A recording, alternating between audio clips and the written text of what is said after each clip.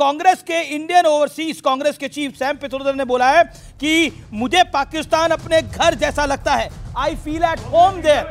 ये सैम पित्रोदा को पाकिस्तान घर जैसा लग रहा है।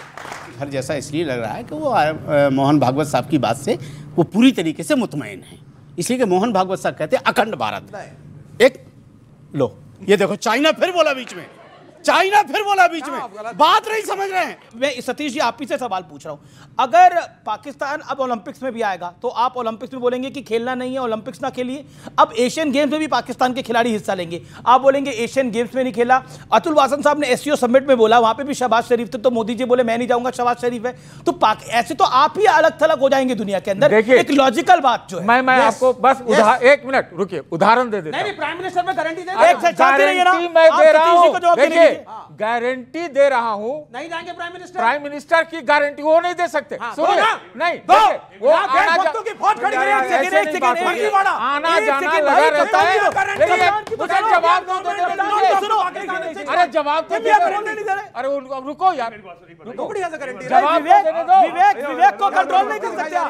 ये नो बॉल पे नो बॉल फेंके जा रहे हैं। हेलो जवाब तो एक आपको ये बता कि आप रहेंगे 6 महीने में, इसकी गारंटी है? नहीं फॉरेन पॉलिसी बिल्कुल गारंटी है, बिल्कुल गारंटी है। चलिए बताइए, आप भाग रहे हैं, जवाब तो देने दो। सवाल से भाग रहे हैं। मैं ये कह रहा हूं, देखिए इतिहास इस बात का गवाह है कि ताइवान के सवाल पर चाइना जो है 15-20 साल ओलंपिक से बाहर रहा। ये नहीं कि उसको अलग रखा गया, बाहर भी रहा। तो हम विश्व गुरु है ना जी, ये आतंकियों को क्या खेलने के लिए बुलाओगे? कहीं उसी में से खिलाड़ी बम फोड़ देगा। क्यों आपको ऐसा बुलाना है?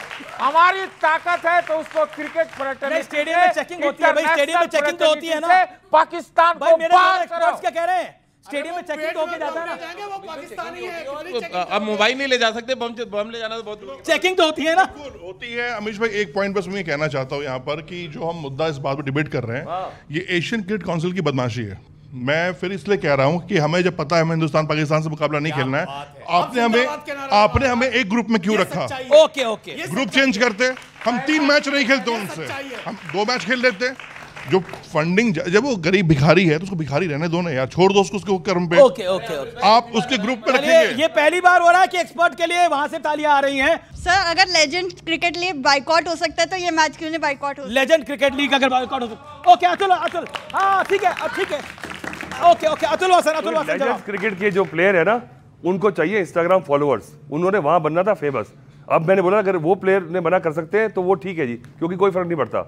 यहाँ पे इंडियन टीम में सिलेक्ट हुआ प्लेयर को मना करके दिखाए, क्योंकि इंडियन गवर्नमेंट का डिसीजन है, फिर बीसीसीआई ने माना और प्लेयर ने माना, ठीक है? तो आप समझिए। और अच्छा ठीक है, एक मैं बोलूँगा 30 सेकंड्स मैं खत्म करता हूँ। देखिए आपने कह दिया नहीं होना चाहिए, मैं मानता हूँ, पर अगर इसका रेपरकशन हमारे आगे जाके हमारी स्पोर्ट्स पे पड़ता है, यहाँ पे 10-20 लाख परिवार जो हैं स्पोर्ट्स की एक इकोसिस्टम में जुड़े हैं, ठीक है? आपने तो बंद करवा देना है और अपनी नौकरियों पर चले जाना है। जो परिवारों के खून के आंसू निकलेंगे अगले 10 साल, जब हम ऑस्ट्रेसाइज हो जाएंगे, हम इवेंट नहीं मिलेंगे, तो फिर उनको कॉम्पनसेशन कौन देगा? देश के सवाल हो तो कोई भी फौजी शहीद नहीं होता, लेकिन अगर देश के लिए है तो आपको कुछ भी करना पड़ेगा। एक सेकंड आपका पॉइंट क्या है? तो जितने का सर हमारा एक प्लेयर घड़ी पहनता है ना, उतना तो सर बाबर आजम का नेटवर्थ है। ओके अच्छा बहुत बढ़िया।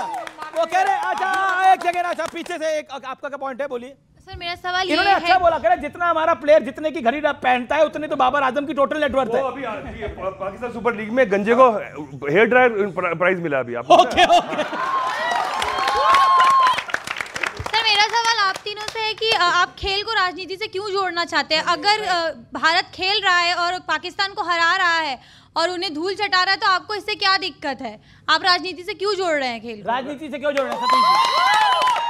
देखिए अगर कोई आखिरी राउंड है, वो एक मुल्क आतंकवादी हो जिसको 20 साल से पूरे दुनिया ने अलग थलग एक देश आतंकवादी माना है, तो वो खेल भी खेलता है, तो मैं उसको आतंक का खेल कहता हूं। मेरे तमाम मेहमानों का बहुत बहुत शुक्रिया। फिलहाल इतना ही। मेरे ऑडियंस का इस स्टेडियम में जो मौजूद है उनका बहुत बहुत धन्यवाद। हम चाहते हैं हिंदुस्तान की हर मोर्चे पे जय हो, विजय हो।